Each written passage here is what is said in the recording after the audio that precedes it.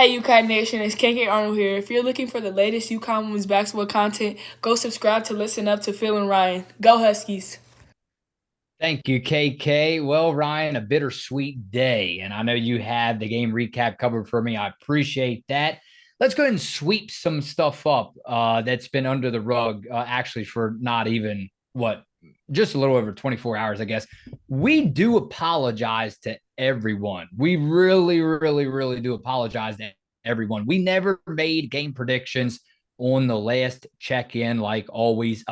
I'm sure it was obvious, though. Ryan, you can tell him I had UConn winning the game. I'm sure you did too, even though we're kind of cheating now. But we really do apologize. Second of all, Ryan, I did get a message earlier before you give us the game recap tonight on this Wednesday night. I wanted to shout out to Demetrius. I told him that I would shout out to him. He said, Ryan, UConn needs to revamp that strength and conditioning program. Well, Ryan, I mean, you can't really hide the truth sometimes. And I mean, I'm not getting into discussion. We're not strength and conditioning coaches, right, Ryan? We're not doctors, we're not team doctors, we're not any of that. We're here for the podcast. But as we know, Ryan, today we received the news that nobody wanted to hear, obviously. UConn's Aubrey Griffin out for season with torn ACL. Yeah, it's unfortunate, but I think, unfortunately, that's kind of what we were expecting to hear out of the Aubrey Griffin injury news. And I think that's been the topic of discussion for some time now about UConn's strength and conditioning routine, program, coach, however you want to say it. I know they've been getting questions in the media, and I just keep seeing everything positive about their strength and conditioning coach. I know they all say she's a lovely woman, the best in the country at her job. So I don't think it has anything to do with any of the coaches or the program. It's just some things that you can't prevent and some freak accidents that just unfortunately happen. I think you're still muted. Boy, see, I expected you to get on right down in the game recap. We want to remind everyone to subscribe to the videos if you already haven't. And also, Ryan, comment away, right? Because that's part of Listen Up. Literally, that's part of Listen Up. That you guys run the second half of the show, right, Ryan? And then not only that, like the video. You guys have been doing an amazing job liking the video. It goes a long way, Ryan. And you know why. Eventually, hopefully, one of these days, we're going to gear up and start doing giveaways, right? We're going to mail to some T-shirts out. We're going to do some stuff and get our subscribers more involved, because if we don't give back to them, how do they keep giving back to us? So we can't appreciate it enough. Ryan, the game recap.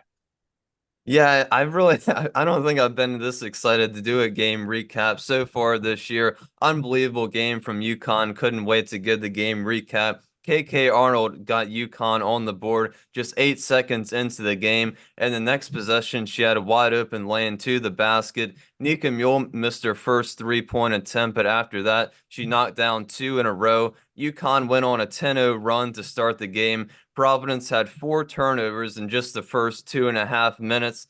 Friars finally got on the board with the Bryn Farrell three. Huskies broke out the full court press again throughout the first quarter, and at one point, UConn got 2 straight steals from it, which resulted in 4 straight points. Just the overall pressure tonight from UConn's defense, way too much for Providence to handle. Friars just couldn't get anything going from their offense. They only shot 3 of 14 from the floor. And 14 turnovers to go along with that in the first quarter. Huskies had 10 steals. UConn very dominant to start and up 19 already at the end of one. Huskies started the second quarter with Aaliyah and Ice on the floor together, along with the 3 freshmen, Ashlyn KK and Caden Samuels. Interesting lineup that we haven't really seen a lot this season. Aaliyah just continued to be a force in the paint. She got 2 blocks and continued to battle for rebounds. Ashlyn Shade started to find her shot, knocked down 3 3-pointers in that second quarter. Page got a steal and score as Providence still struggled to set up their offense. Huskies end the first half With 13 steals and forced Providence into 17 turnovers, UConn extending their lead up to 23 points in the half. Huskies 42, Providence just 19 points at the end of the first half. UConn, they took their foot off the gas just a little bit in the third quarter, a little sloppy to begin the quarter. Five early fouls by UConn. Aaliyah, Ice, and KK all had 3 fouls, but UConn's offense was still firing on all cylinders as Paige Beckers began to find her shot. She did after going just 0 of 5, or not trying to not finding her shot in the first half. Gino said he wanted to find a little bit more out of her, and she did it in that quarter with 13 points, starting to find her shot a little bit. Huskies got back on track to end the quarter on a 14-2 run to extend their lead up to 41 points going into the final quarter. And I'm not going to break down the fourth quarter, but I just want to give a shout out to the entire UConn team tonight. Just an unreal show, and it's really incredible how much this team has really grown in just a month's time.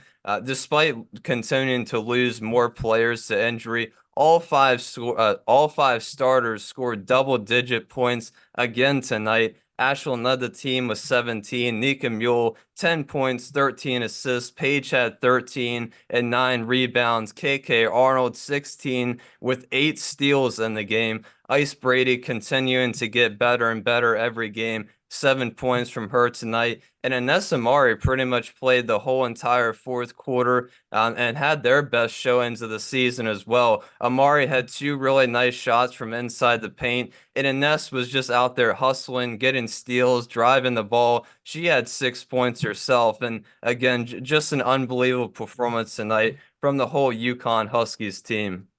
Yeah, I'm liking what I'm seeing. Obviously, I did not watch or listen to the game. Unfortunately, I could not tonight, but incredible game recap, like always. And the numbers are making me smile tonight, Ryan. I mean, I'm looking at Shade. You mentioned Shade with 17 points, KK Arnold with 16 points. But what stands out to me even more, I love defense. You know that. We all know that. 8 steals. Whoa, whoa, 8 steals. We could use something like that in March, Ryan. Paige Beckers, because again, you can't score without having the ball, right, Ryan? Paige Beckers with 13 points. Ryan, I don't know if you heard or not, the Wooden Award releases the midseason top 25 watch list. We're not going to go over them all, but just some names, Ryan, to keep in the back of your mind. Lauren Betts, Cameron Brink, Camila Cardozo, Caitlin Clark, Leah Edwards, Rory Harmon, and Paige Beckers. Now, Ryan, I'm not saying that, any one of these does not deserve the award. But again, let's face it, it's reality. I can't see you forgetting about the name Caitlin Clark anytime soon. Yeah, Kaylin's just, she continues to do her thing for Iowa, closing in on a ton of history for the women's game, for the Iowa team history. But like I said, Paige struggled to find her shot a little bit. You could see she was kind of frustrated with herself in the first half.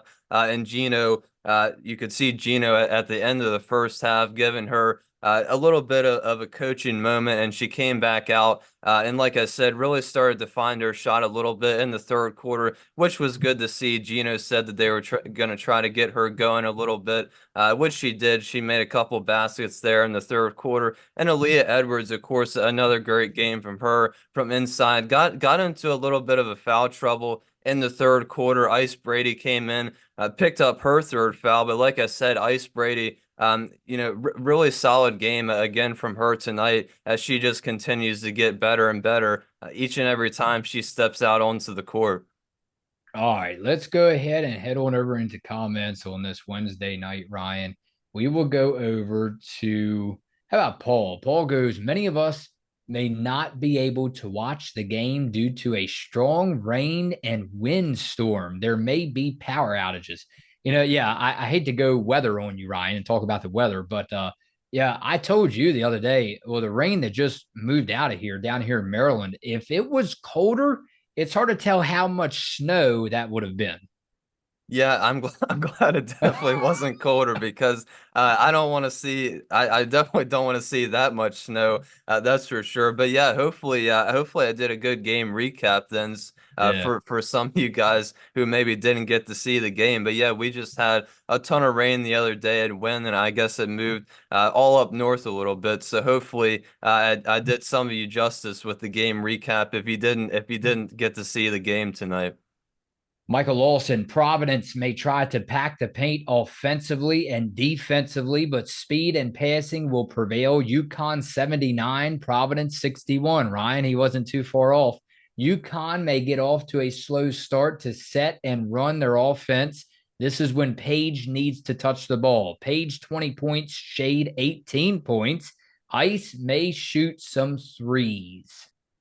Yeah, not too far off with the prediction, Jarrett. Just a couple less points for Providence, but Providence really struggled to get their half court offense just set up, especially in the first quarter. Really, the whole first half with just the continuous pressure from the UConn defense, their full court press. But they did find their shot a little bit in the third quarter, and they really kept competing throughout the game, which was good to see. But just the overall pressure tonight from UConn was just really too much for them to handle just throughout the whole entire game.